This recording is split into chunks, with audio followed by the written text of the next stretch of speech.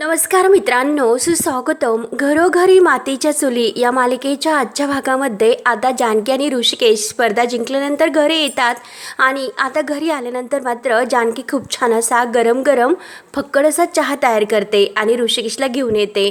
तेव्हा आता ऋषिकेशला ती चहा घ्या असं म्हणते आणि ऋषिकेश म्हणतो की काय ग जानकी, अगं तू कशाला चहा करायची, मी चहा बनवला असता, तू कशाला स्वतःला त्रास करून घ्यायचा. तेव्हा आता जानकी विचारते की का हो ऋषिकेश. तेव्हा ऋषिकेश म्हणतो की हे बघ जानकी, आज दिवसभर स्पर्धेमध्ये किती मेहनत घेतली, त्यामुळे तू खूप दमली असेल, जरा आराम कर ना. तेव्हा आता जानकी म्हणते की ऋषिकेश हे बघा ऋषिकेश, मी एकटीने नाही तर तुम्ही सुद्धा माझ्यासोबत माझ्या परीने मेहनत घेतलेली आहे. अहो ते टेबल तर तुटायला आले होते आणि आपली स्पर्धा सुरू झाली होती आणि त्याच वेळेस जोपर्यंत स्पर्धा सुरू होती तोपर्यंत अगदी ताटकळत तुम्ही ते टेबल धरून ठेवलं होतं. त्यामुळेच ऋषिकेश, अहो मी तुम्हाला खरं सांगते की ही स्पर्धा, हे जे काही गेम गृहिणींचा जो गेम आहे तर तो मी तुमच्यामुळे जिंकले. तेव्हा आता तरी सुद्धा ऋषिकेश जानकीलाच मान देतो. जानकीला म्हणतो की नाही जानकी, आजचा जो काही गेम जिंकली ना ते फक्त तुझ्या आणि तुझ्या प्रयत्नामुळे. अगं हेच बघ ना, तू आरामात सुद्धा तो गेम थांबू शकले असते, कारण तो टेबल तुटला, मला यावर काम करायचं नाही असं सुद्धा तू म्हणू शकले असते. अगं पण तू तसं नाही केलं, खेळ तर तू कंटिन्यू केला, कशाचाही न डगमगता तू अगदी तो डिश बनवून दाखवला. अगं त्या टेबलचा पाय तुटलेला असताना सुद्धा त्याच टेबलावर तू अख्खा तुझा डोलारा उभा केला आणि खरंच यासाठी जानकी तुला खरंच सॅल्यूट आहे. तेव्हा आता जानकी म्हणते की ऋषिकेश, अहो काय बोलतात. तेव्हा आता खूप विचार करून ऋषिकेश जानकीला एक प्रश्न विचारतो की मला सांग बरं जानकी, अगं मगाशी तू टेबल तुटण्यावरून त्या ऐश्वर्याला सुनावलं, मग तुला कसे कळले की यामध्ये तिचाच हात आहे म्हणून. तेव्हा आता जानकी म्हणते की अहो ऋषिकेश, तिच्या हाताला पट्टी बांधलेली होती ना, ती मी बघितली होती आणि जेव्हा तिने ती पट्टी बघितली आणि एकमेकींना जेव्हा त्यांनी ऑल द बेस्ट केलं एकमेकींच्या हातामध्ये हात देऊन, तेव्हा ते घडलेले म्हणजे बघितलेले क्षण जानकी ऋषिकेशला सांगते. आणि तो टेबलचा जो पडदा आहे तर त्या पडद्याला जे रक्ताचे डाग लागलेले आहे तर ते डाग तिने पाहिले आणि त्यावरून जानकीने ओळखल्याचे आता ती ऋषिकेशला सांगते. मग यावरून मला असे समजते की असा कसा माझा टेबल असा अचानक माझाच तुटू शकतो. यावरून मला समजले की हे जे कारस्थान आहे ना ते केवळ ह्या ऐश्वर्याचेच असणार आणि शेवटी तिचं कर्म हे तिच्यावरच उलटणार, म्हणूनच तिचं टेबल कापताना तिच्या हाताला लागले असावे. अहो ऋषिकेश, तुम्ही एक गोष्ट ऑब्झर्व केली का, अहो ते सर्व गृहिणींना सामुग्री दिली होती पण तरी सुद्धा त्या ऐश्वर्याचंच वाटण कसं खराब झालं. अहो ऋषिकेश, साहजिकच आहे, तिने नक्की ते वाटण रात्रीच केले असेल आणि तेथे आणून ठेवले असेल. अहो ती मुलगी शिकलेली आहे, मग तिला एवढं सुद्धा कळलं नाही की वाटण हे खराब होऊ शकतं. आणि हे बघा ऋषिकेश, माझ्याकडे मात्र आता तिच्या विरोधी पुरावा नाही, परंतु पूर्ण खात्री आहे माझ्या मनाची की हे जे कारस्थान आहे ते केवळ त्या ऐश्वर्याचंच असणार, कारण जेथे ऐश्वर्या तेथे संशय मात्र नक्की. तेव्हा आपल्या ऋषिकेशला सुद्धा संशय असतोच. तेव्हा तो जानकीला म्हणतो की जानकी, अगं मला तेव्हाच असा संशय आला होता की जेव्हा हिचा पदार्थ सर्वात अगोदर बनला होता. अगं ज्या मुलीला स्वयंपाकातील स सुद्धा येत नाही तर ती इतका पदार्थ पटकन कसा करू शकते, म्हणजे नक्की काहीतरी ह्या ऐश्वर्याने गडबड करून ठेवलेली आहे. म्हणजे ह्या खेळामध्ये ती काहीतरी चिटिंग करते, नक्की काहीतरी अशी गडबड करतेच, हे सरळ सरळ आहे. अगोदर तिने घरामध्ये लबाडी केली आणि आता या खेळामध्ये सुद्धा ती लबाडी करायलाच निघाली ना, म्हणून ऋषिकेशला आता पूर्ण खात्रीच पडते हे जे काही कारस्थान करते ते केवळ या स्पर्धेमध्ये सुद्धा ऐश्वर्यानेच केले. त्यामुळे आता मात्र बाद झालं. वाल्यांना फोन करतो आणि तिची तक्रारच करतो, म्हणून ऋषिकेश लगेच आपला फोन हातात घेतो. परंतु आता जानकी त्याला अडवते की नाही ऋषिकेश, प्लीज ऋषिकेश, अहो असं काय करतात, तिला जे खेळ खेळायचे असेल तिचे डावपेच तिला खेळून द्या. अहो आपण आपल्या पद्धतीने खेळ खेळूयात. शेवटी काय झालं विचार करा, तिने इतके प्लॅनिंग करून हे सर्व काही अगदी आपल्याला हरण्यासाठी प्रयत्न केले, परंतु शेवटी काय झालं, स्पर्धा तर आपण जिंकलो आणि शेवटी तिची कर्म हे तिच्यावरच उलटली. त्यामुळे देव आहे ऋषिकेश, अहो तो सर्व काही बघतो. चांगल्या कर्माची चांगली शिक्षा देतो आणि वाईट कर्माची शिक्षा मात्र देव आपल्याला देतच असतो. त्यामुळे डोंट वरी ऋषिकेश, श्री आणि सौ ही स्पर्धा आपणच जिंकू. म्हणून एकमेकांच्या हाताला मस्त असे ते टाळी देतात आणि एकमेकांच्या डोक्याला डोकं लावतात आणि दोघेही अगदी खुश असतात.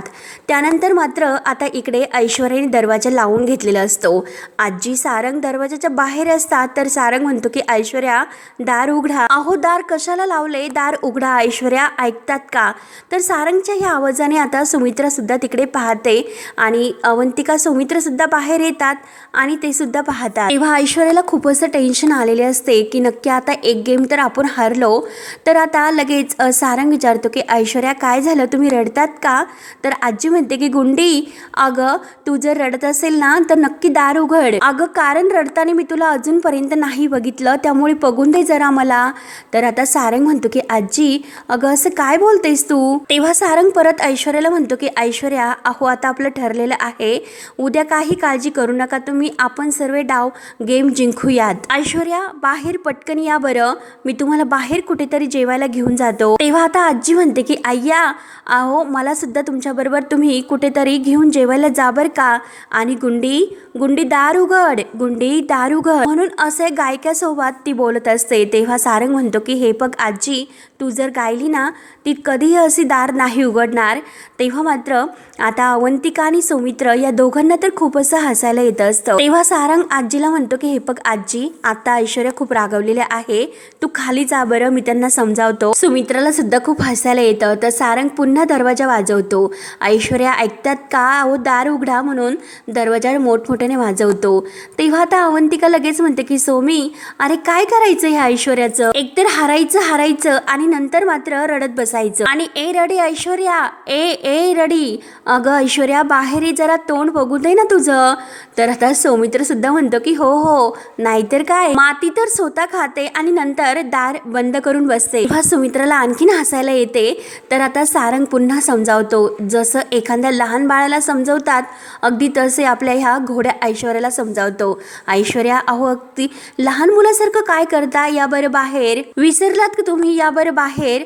तेव्हा आता लगेच सौमित्र म्हणतो की काय ग ऐश्वर्या काळ्या वाटाण्याची उसळ पाठवू का तुला? तेव्हा अवंतिका तोंड दाबू हसते। म्हणून आता अवंतिका आणि सौमित्र चान्स मारून घेतात आणि या सारंग ऐश्वर्याला मात्र खूप काही चिडवतात, कारण त्यांना संधी चालूनच आलेली असते। तर सुमित्रा म्हणते की काय रे, अरे तुम्ही दोघं का चिडवतात सारंग आणि ऐश्वर्याला? तेव्हा आता सौमित्र म्हणतो की आई अगं हे बघ काही नाही, दार बंद करून ही सर्व काही नाटकं वगैरे करते, ती रडत वगैरे काही नाही अगं, कारण तिला चिटिंग सुद्धा काही व्यवस्थित करता आली नाही म्हणून हे सर्व झाले। म्हणजे असे झाले की अगं एक्झामला ही कॉपीज घेऊन गेली आणि लगेच नापास झाली। तेव्हा आता अवंतिका म्हणते की खरं तर आपण काही असे खूप छान मार्क्सने पास नाही झालो बरं का, आपण सुद्धा थर्ड पोझिशनलाच आलो बरं का। आणि तेव्हा आता सारंगला खूप असं राग येतो। तेव्हा आता अवंतिका पुढे म्हणते की अरे तिच्यात आणि आपल्यामध्ये फक्त फरक काय आहे, कारण आपण हा जो गेम आहे तो स्वीकारतो आणि ही स्पर्धा आहे केवळ जो नीट खेळेल तोच पुढे जाईल। तेव्हा सौमित्र म्हणतो की आपलं ठीक आहे अवंतिका, परंतु जानकी वहिनी समोर ऐश्वर्या टिकूच शकत नाही, घरात पण नाही आणि खेळात सुद्धा नाही। तर सारंगला आणखीन राग येतो आणि ऐश्वर्या हे सर्व ऐकत असते आणि तिला सुद्धा खूप असं राग येतो आणि टेन्शन येते।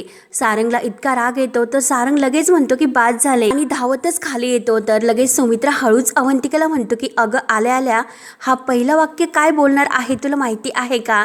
तर अवंतिका त्याच्या भाषेत म्हणते की माझ्या बायकोला काही बोलायचं नाही। तेव्हा आता सारंग धावत येतो आणि म्हणतो की काय चाललं तुमचं, माझ्या बायकोला काही बोलायचं नाही। तेव्हा आता सौमित्र आणि अवंतिका ही खूप इतके हसतात, कारण त्यांनी अगोदरच ओळखलेलं असतं की याचं हे ठरलेलं वाक्य आहे तर तोच कायम तो बोलत असतो। तेव्हा लगेच सारंगला आणखीन राग येतो। सारंग म्हणतो की हसायला काय झालं, हे बघ दादा हसू नकोस, मी तुला सांगून ठेवतो। आणि काय रे दादा तू तर माझ्या बायकोला चिडवतो, मग तुझ्या बायकोने काय केलं, पहिल्या नंबरचा झेंडा फडकवला का? तेव्हा सौमित्राला आणखीन हसायला येतं। सौमित्र अगदी त्याला चिडवत म्हणतो की अरे पहिला नाही पटकवला पण निदान शेवटचा तरी नाही गाठवला। आणि काय रे सारंग काय इतकं लहान मुलासारखे चिडतो, खेळ आहे तो, खेळाला खेळासारखं घे। तेव्हा सारंग म्हणतो की हे बघ ऐश्वर्या दार उघडत नाही आणि मला त्यामुळे खूप असं टेन्शन आलं, मग तुम्हाला मदत करायची सोडून आमची टिंगल करतात तुम्ही। तेव्हा अवंतिका म्हणते की भाऊजी टिंगल आम्ही नाही तर टिंगल तिने स्वतःची करून घेतली। आणि सुमित्राला म्हणते की आई तुम्ही त्यावेळेस तेथे नव्हता, मी तुम्हाला सांगते की तेथे काय घडले म्हणून। आज जी काही आमची गृहिणींची स्पर्धा होती आणि आम्हाला काळ्या वाटाण्याची उसळ करायला सांगितली होती, आणि आई हे बघा सगळ्यांच्या अगोदर मात्र ऐश्वर्याचाच पदार्थ तयार झाला होता. तर सुमित्रा पुढे म्हणतो की नंतर जयेशने जेव्हा तोच पदार्थ खाल्ला तर तेव्हा तर आता सुमित्रा म्हणते की नंतर काय मग आवडला का त्यांना तो पदार्थ. सुमित्रा लगेच हसतो आणि अवंतिका सुद्धा. आणि सुमित्रा म्हणतो की आई अगं त्यांनी लगेच थुंकून टाकला आणि म्हटलं की काय पदार्थ बनवला हा. तेव्हा आता सारंगला राग येतो. सारंग म्हणतो की दादा हे बघ उगाच काही तू असं बोलू नको आणि आई हे बघ तू यांचं ऐकू नको. मी तुला सांगतो की काय झाले ते. अहो ऐश्वर्याचा पदार्थ फसला कारण सामुग्रीच त्यांना अगदी खराब मिळाली होती म्हणून हे सर्व झाले. जे खोबरं होतं ना त्यांना दिलेलं ते एकदम चांगलं नव्हतं म्हणजे त्याचा वास येत होता. आजी लगेच हो हो बाजू घेणारीच असते आणि म्हणते की हो हो कधी खोबरं सुद्धा खराब असतं. मित्रा म्हणते की अरे अवंतिका तर मला सांगत होती की ऐश्वर्याला खोबरं खवताना तिने बघितलंच नाही म्हणून. मग ऐश्वर्याकडे खोबरं आलंच कुठून. तेव्हा लगेच आता सारंग शांत होतो आणि परत म्हणतो की आई हे बघ मी तुला एक गोष्ट सांग. मी बघितलं होतं की ऐश्वर्याने जे काही केलं ते अगदी मनापासून केलं होतं. तर आजी आणि सारंग तर हे अगदी ऐश्वर्याची बाजू घेणारीच असतात. तर आजी लगेच म्हणते की हो हो तुम्ही तिच्यावर संशय घेऊ नका माझी गुंडी खरंच खूप निरागस आहे. तेव्हा आता सौमित्र म्हणतो की बापरे ऐश्वर्याच्या या बचावामध्ये 2 असे साक्षीदार आलेत मिलॉर्ड. तर लगेच अवंतिका म्हणते की पण घटनेच्या वेळी मी स्वतः तेथे उपस्थित होते मिलॉर्ड आणि मिसेस ऐश्वर्या रणदिवे यांच्या शेजारच्याच टेबल माझा असल्या कारणाने त्यामुळे मी खात्रीशीर सांगू शकते की तुमच्या आशिलेला मी खोबरं खवताना पाहिलेलं नाही. त्यामुळे हे अगदी प्रूफसह सिद्ध होते की त्यांनी काहीतरी असा प्रयत्न करून आजचा डाव हा फसवण्याचा प्रयत्न केला. तेव्हा सौमित्र म्हणतो की ज्या डावामध्ये त्या अगदी हारल्यात आणि तोंडावर पडल्यात. तेव्हा सारंग लगेच मोठ्याने ओरडतो की बास झाले. आज तुम्ही आमच्यावर हसतात तर उद्या बघत राहा की तिच्या स्पर्धेमध्ये तुम्हाला कसं हरवतो. उद्या बघशीलच तो सौमित्र दादा पग कोण हरतो ते. आणि लगेच तोऱ्यात तो धावत परत वर चढतो आणि परत रूमजवळ येतो. दरवाजा वाजवतो की ऐश्वर्या. तेव्हा आता सुमित्रा लगेच म्हणते की अरे खेळातील भांडण तुम्ही घरी कशाला आणतात आणि एकमेकांशी भांडतात. नका भांडू बरं. तेव्हा लगेच आजी ही सुमित्राच्या हाताला धरते आणि चल तू यांच्या नादाला लागू नको. चल मी तुला घेऊन जाते. तू यांच्यामध्ये बोलत जाऊ नकोस. तू फक्त माझा ऐकत जा. सुमित्रा म्हणते की काय ग आई. त्यानंतर मात्र आता इकडे ऋषिकेश हा म्हणजे उद्याच्या स्पर्धेसाठी प्रॅक्टिस करत असतो. तेव्हा आता ओवी ही जोरात ओरडत असते आणि ती आकडे मोजत असते. तेव्हा मात्र आता लगेच ते जानकी धावत येते आणि जानकी ही ओवीचा कान पकडते. ओवी मी तुला किती वेळेस सांगितलं की असा आरडाओरडा करायचा नाही. शेजाऱ्यांच्यापर्यंत हे सर्व आरडाओरडा जाऊन द्यायचं नाही म्हणून. आणि तुझ्या मोठ्या आवाजाने शेजाऱ्यांना त्रास होतो. आणि काय हो ऋषिकेश तुम्हाला सुद्धा कळत नाही का. तुम्ही काहीला समजावत नाही. आणि काय हो ऋषिकेश तुम्ही आत्ता या वेळेला काय करतात. तर आता ऋषिकेश म्हणतो की हे बघ अगं बरेच दिवस झाले मी व्यायाम नाही केला मग मी व्यायाम करतो.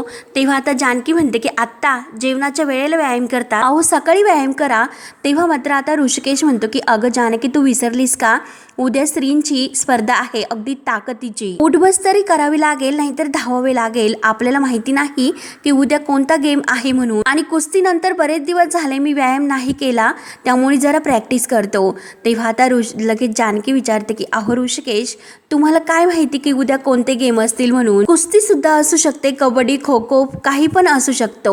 आता ऋषिकेश म्हणतो की अगं आपल्याला काय माहिती की कोणता खेळ असू शकतो आणि कोणताही खेळ जरी असला तरी सुद्धा त्यासाठी बॉडी तर मोकळी असायला हवी ना. आणि मला सांग बरं व्यायाम केल्यानंतर तो कुठे वाया जात असतो का. तेव्हा जानकी म्हणते की नाही हो ते सर्व ठीक आहे. मला एक गोष्ट सांगा उद्या स्त्रींची स्पर्धा असणार आहे तेव्हा सर्व पुरुष मंडळी असणार आहे. मग त्यांनी काही वेगळीच फेरी घेतली तर काही उलटं केलं तर. तेव्हा आता ऋषिकेश विचारतो की म्हणजे नेमकं तुला काय म्हणायचं जानकी. तर जानकी म्हणते की अहो जर त्यांनी पीठ मळण्याची स्पर्धा घेतली तर सुई दोरा ओवण्याची स्पर्धा घेतली भरतकाम विणकाम याची जर स्पर्धा घेतली तर मग तुम्ही काय करणार आहात. तेव्हा आता ओवी आणि ही जानकी एकमेकींना खुणावतात. तेव्हा आता ऋषिकेश म्हणतो की जानकी अगं तू मस्करी करतीस ना माझी. तेव्हा आता जानकी म्हणते की नाही अहो मी मस्करी नाही करत धीर देते तुम्हाला. तेव्हा मात्र आता ऋषिकेश म्हणतो म्हणतो की नाही, तू अगदी नवऱ्याची मस्करी करते, तुला हे कळत नाही की नवऱ्याला जरा धीर द्यायचा असतो आणि तू मला घाबरवतेस. तेव्हा जानकी म्हणते की नाही हो नाही, मी तुला घाबरत नव्हते, तर रिलॅक्स करत होते. म्हणून आपल्या पदराने ती ऋषिकेशचा आलेला घाम पुसते. तेव्हा आता ऋषिकेश म्हणतो की असं जानकी, हे बघ बरं, आजची स्पर्धा तू जिंकली, मग उद्याची स्पर्धा मला जिंकून म्हणजे मला जिंकायला हवीच ना. तेव्हा आता जानकी म्हणते की हो ऋषिकेश, तुम्ही जी स्पर्धा जिंकणार आहात. तर ओवी उठते. ओवी म्हणते की बाबा, आणि ती अगदी ऋषिकेशच्या मागून पाठीवर बसते आणि अगदी जवळ येत म्हणते की बाबा हो, तुम्हाला कोण हरवणार बरं, तुम्हीच जिंकणार आहात.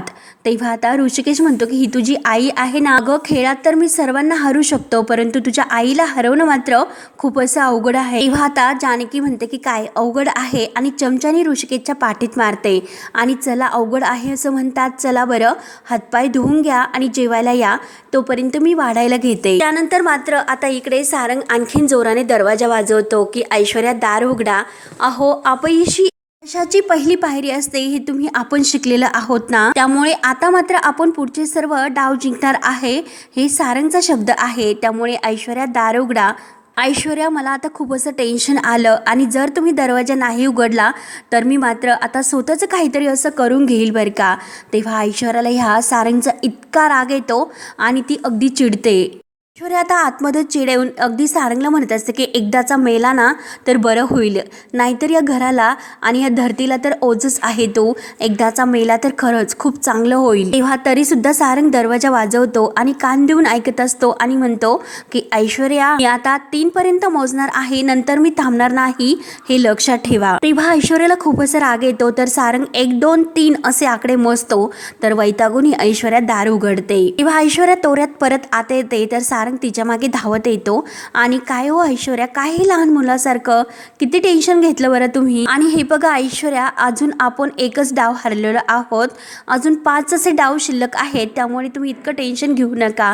कशाला इतकं टेन्शन घेतात ऐश्वर्या, आणि उद्या श्रींचा राऊंड आहे, त्यामुळे तुम्ही लक्ष देऊ नका. उद्या हा सारंग रणदिवे श्रीचा हा राऊंड जिंकणार म्हणजे जिंकणारच. तेव्हा आता ऐश्वर्या तोऱ्यात मोठ्यात ओरडते, ते शक्य नाही असं सारंगला म्हणते. तेव्हा सारंग म्हणतो की तुम्ही असं का म्हणालात, का शक्य नाही बरं, तुमचा माझ्यावर विश्वास नाही का. तेव्हा आता ऐश्वर्या लगेच रागातच म्हणते की होणारच नाही, लिहून घ्या माझ्याकडून तुम्ही की उद्याचा राऊंड आपण नाही जिंकू शकत. तेव्हा आता सारंग म्हणतो की का जिंकणार नाही, उद्या काय गेम आहे हा तुम्हाला माहिती नाही का. ऐश्वर्या रागात म्हणते की कसं माहिती असणार, सुनीलला फोन केला होता आत्ता. तर सारंग विचारतो की काय म्हणाला मग तो. तेव्हा आता सुनील काय म्हटला हे आता ऐश्वर्या लगेच तिला आठवतं. ऐश्वर्याला जेव्हा आता तिने सुनीलला फोन केलेला असतो, तर सुनील आता ऐश्वर्याला म्हटलेलं असतं की फार वाईट वाटतं मॅडम, तुम्ही आजचा गेम हरलात. तेव्हा ऐश्वर्या त्याला म्हणते की ए बास कर, आणि उद्याचा काय गेम आहे ते फक्त सांग. तेव्हा आता तो सुनील म्हणतो की उद्या रस्सी खेच जी स्पर्धा आहे तो गेम आहे. 6 जोड्यातील 2-2 पुरुष पुढे येतील आणि त्यांच्यामध्ये रस्सी खेच ही स्पर्धा सुरू होईल. ऐश्वर्या विचारते की ओके, मग ते 2 पुरुष कोण आहेत. तर आता सुनील म्हणतो की तेच तर माहिती नाही, उद्या जजेस हे लकी ड्रॉ काढतील आणि त्यातूनच ठरेल की ते 2 पुरुष कोण आहे ते. आता हे ऐकल्यानंतर ऐश्वर्याला आणखीन राग येतो आणि ती खूप चिडते की अरे यार, आता उद्या कसं करणार आहोत हेच आता नाही कळणार. तेव्हा आता सारंग म्हणतो की अरे बापरे, उद्या रस्सी खेच आहे. तर आता ऐश्वर्या म्हणते की कळलं ना तुम्हाला, मग मला टेन्शन का आले ते. तरी सुद्धा सारंग म्हणतो की ऐश्वर्या तुम्ही काळजी करू नका, मी पूर्ण जोर लावेल आणि ही रस्सी खेच स्पर्धा जिंकेल. तेव्हा ऐश्वर्या म्हणते की नाही सारंग, अहो तुम्ही कितीही जोर आणि ताकद लावली ना तरी सुद्धा काही फरक नाही होणार. मी तुम्हाला सांगते की उद्याचा गेम तुम्ही नाही जिंकणार, आणि त्यात जर तुमच्या समोर ऋषिकेश आला तर झालं, सर्व काही संपलं. तेव्हा आता या दोघांचं बोलणं अवंतिकाने बाहेर सर्व काही ऐकलेले असते. ऐश्वर्या पुढे म्हणत असते की तो ऋषिकेश तुम्हाला अगदी त्या रस्सीमध्ये गुंडाळून काढेल आणि तुम्हाला तो जिंकून नाही देणार. त्यामुळे मी तुम्हाला सांगते की उद्याची ही रस्सी खेच स्पर्धा आहे ती अगदी कठीण आहे. तेव्हा अवंतिकाला आता सर्व काही ऐकू येतं आणि समजतं सुद्धा. त्यानंतर आता इकडे ओवी ही परत आकडे मोजत असते की 91 97 वगैरे. तर लगेच आता तिचा खूप जोराने आवाज ऐकू येतो आणि ऋषिकेश मात्र व्यायाम करत असतो. तेव्हा मात्र आता जानकी ओरडते, जानकी ऋषिकेश ऋषिकेशला म्हणते की तुम्हाला समजत नाही का, अहो किती मोठ्याने ओरडते ती, त्यामुळे आता ही जे काही चाललंय ते बाज करा, हातपाय तोंड धुवून या, मी तोपर्यंत जेवायला वाढते. आणि ऋषिकेशला म्हणते की तुम्ही सुद्धा जा आणि आवरून घ्या, तुम्हाला उद्यासाठी एनर्जी शिल्लक ठेवायची की नाही, की आजच सगळी वाया घालायची. तेव्हा ऋषिकेश म्हणतो की हो हो, आणि ती ऋषिकेशला सुद्धा आवरायला सांगते. तर ऋषिकेश आज जातो आणि तेवढ्यात आता जानकीच्या मोबाईलवर सुमित्राचा कॉल येतो. तेवढ्यात मात्र आता ओवी ही ओरडत असते की आई मला जेवायला वाढ, परंतु जानकी म्हणते की हो हो आलेच, वाढतेच मी.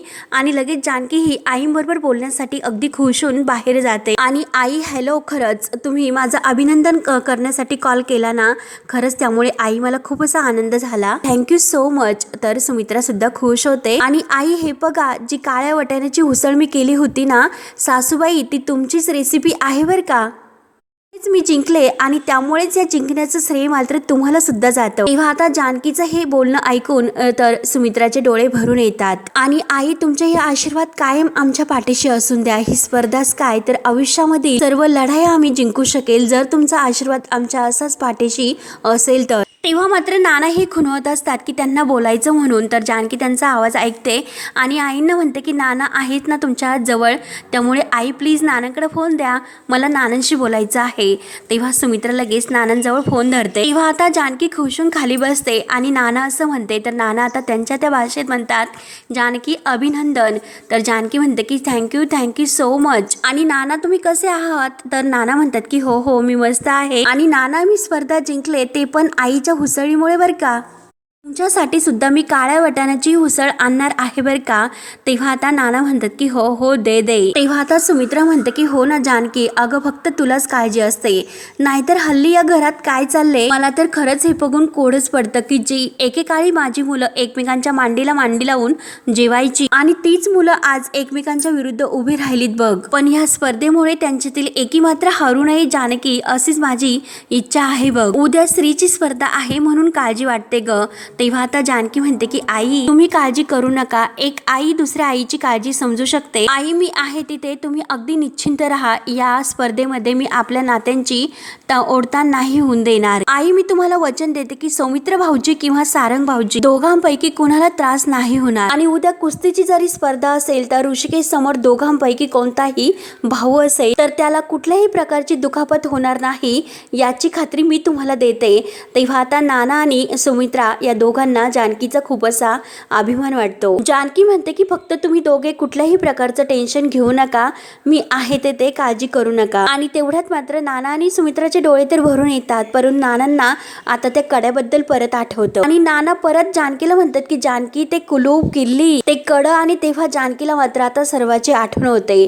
तर जानकी म्हणते की हो नाना. आणि जानकीला मात्र आता जे काही ते जोगतीन आईचं बोलणं आहे ते कोडं पडलेलं सुटत नाही, कुलपाची किल्ली सापडत नाही आणि जेथे शोधायला हवं तेथे कोणी शोधत नाही, हे सर्व आता तिला आठवते. तेव्हा जानकी म्हणते की नाना कुलूप किल्ली आणि ते कडं माझ्या लक्षात आहे, त्यामुळे तुम्ही काही काळजी करू नका, याचा शोध मात्र मी नक्की लावेल, अगदी नक्की. आणि तेवढ्यात ओवी पुन्हा आईला आवाज देते म्हणजे जानकीला. तर आता जानकी म्हणते की हो हो आलेच. आणि सुमित्राला म्हणते की आई अहो आता मी फोन ठेवू का, अहो यांना म्हणजे तुमच्या लेकाला आणि लाडक्या नातीला भूक लागली ना, आणि भूक लागल्यानंतर ओवी कसं करते हे तुम्हाला माहिती तर आहे. तेव्हा आता सुमित्रा म्हणते की हो हो जा व्यवस्थित आणि शांतपणे जेवण करून घ्या. आणि हे बघ ऋषिकेशकडे माझ्याकडून म्हणजे आमच्याकडून सांग ऑल द बेस्ट. तेव्हा नाना म्हणतात की माझ्याकडून सुद्धा. तर आता जानकीला खूप असा आनंद होतो.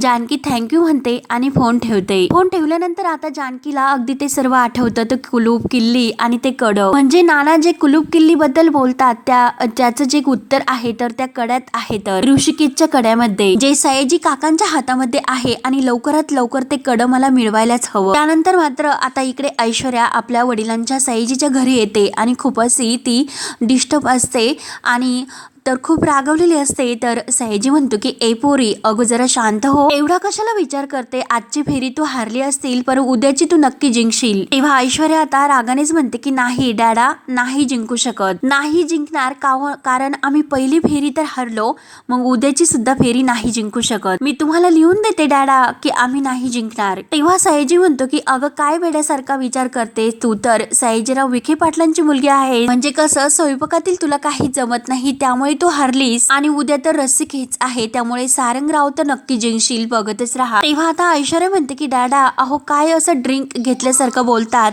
रस्सी खेच सारंग नाही जिंकणार. तेव्हा आता सयाजी म्हणतो की का जिंकणार नाही हे बघ. तेव्हा ऐश्वर्या म्हणते की नाही ते नाही जिंकू शकत, कारण तो सारंग बुटका आहे, नाही त्याच्याकडे ऋषिकेश सारखी हाईट आहे आणि ना बॉडी आहे. तेव्हा आता त्याच वेळेस सारंग येतो आणि सारंग आता हे सर्व ऐकतो. त्यामुळे रस्सी खेच सोडा, अहो ताकद तर नाहीच त्याच्याकडे, परंतु तो कोणतीही स्पर्धा नाही जिंकू शकत, साधी शक्कल सुद्धा तो नाही लढू शकणार. तेव्हा आता सारंग हे ऐकतो, त्याच्या डोळ्यामध्ये अगदी पाणी येतं. त्यामुळे आता उद्याची सुद्धा फेरी आम्हीच हारणार. तेव्हा आता सयाजीराव अगदी ऐश्वर्याला खुणावतो. तर आता ऐश्वर्या सारंगकडे पाहते आणि सारंग लगेच म्हणतो की हो हो आहे मी बुटका. ऐश्वर्या तुम्ही अगदी बरोबर बोललात, आहे हो मी बुटका, मी आहे बुटका. ऋषिकेश दादा इतकी उंची नाही माझी आणि त्याच्या एवढी ताकद सुद्धा माझ्यात नाही आणि लहानपणापासून सर्वजण मला कच्चा लिंबू समजत आले, म्हणून आता सारंग खूप असा रडत असतो. तेव्हा आता तो आपले डोळे पुसतो आणि म्हणतो की आता नाही, उद्या आता हा कच्चा लिंबू काय करतो ते तुम्ही बघतच राहा. तुम्ही तर मला म्हणाले होतात की काटा छोटा असला तरी तो पायाला टोचतो. तेव्हा आता ऐश्वर्या आणि सयाजी एकमेकांकडे पाहतात आणि उद्या मात्र मी ऋषिकेश रणदिव्याच्या पायातील काटा होऊन तुम्हाला सर्वांना दाखवेल. तेव्हा आता सयाजी विचारतो की ते कसे काय, तर आता सारंग म्हणतो की शकलीने मी सर्व काही अगदी करेल आणि तुम्हाला जिंकून दाखवेल. तेव्हा आता ऐश्वर्या पाहतच उभी असते. तर हा भाग येथे संपतो पुढील भागामध्ये आणि आता मात्र सामन्याला सुरुवात होते आणि आता ऋषिकेश आणि सारंग या दोघांमध्ये रस्सी खेच ही स्पर्धा सुरू होते आणि आता मात्र सारंगचा जो त्याला म्हणजे ही स्पर्धा हरवण्यासाठी ऋषिकेशचा वीक पॉईंट काय आहे हे ओळखून मात्र आता तो जोरात असं लागल्याचं किंवा पोटात दुखतंय असं जोरात ओरडतो आणि खूप असा त्रास त्याला होतोय, म्हणून तो ऋषिकेशला दाखवतो. तेव्हा आता ऋषिकेश फक्त सारंगकडे पाहतच उभा असतो आणि आता सारंग जी काही त्याच्या हातातील ती रस्सी आहे तर ती पूर्णपणे आपल्याकडे ओढून घेत असतो आणि ऋषिकेश मात्र अगदी उभा असतो. आता पोटात दुखल्याचं नाटक जे आहे तर ते जानकीने ओळखलेलं असतं, म्हणून आता जानकी जोरात ओरडते की ऋषिकेश अहो जेव्हा ओवीला शाळेत जायचं नसतं तर ओवी काय करते, तिच्या पोटात दुखल्याचं नाटक करते. आणि तेव्हा मात्र आता ऋषिकेशच्या लक्षात आले की सारंग नक्की नाटक करतोय. तोपर्यंत सारंग अगदी घाबरतच पटापटा ती रस्सी ओढत असतो आणि तेवढ्यात आता ऋषिकेश धावत येतो आणि बाउंड्री जवळ येण्या अगोदर ती रस्सी लगेच आपल्या पायाने ओढतो आणि आता मात्र तो सारंगला हरवणार असतो आणि ऐश्वर्या आणि सारंग तर बघूनच उभे असतात. तर पुढे काय होतं हे पाहण्यासाठी आपल्या चॅनलला नक्की सबस्क्राईब करत राहा. धन्यवाद.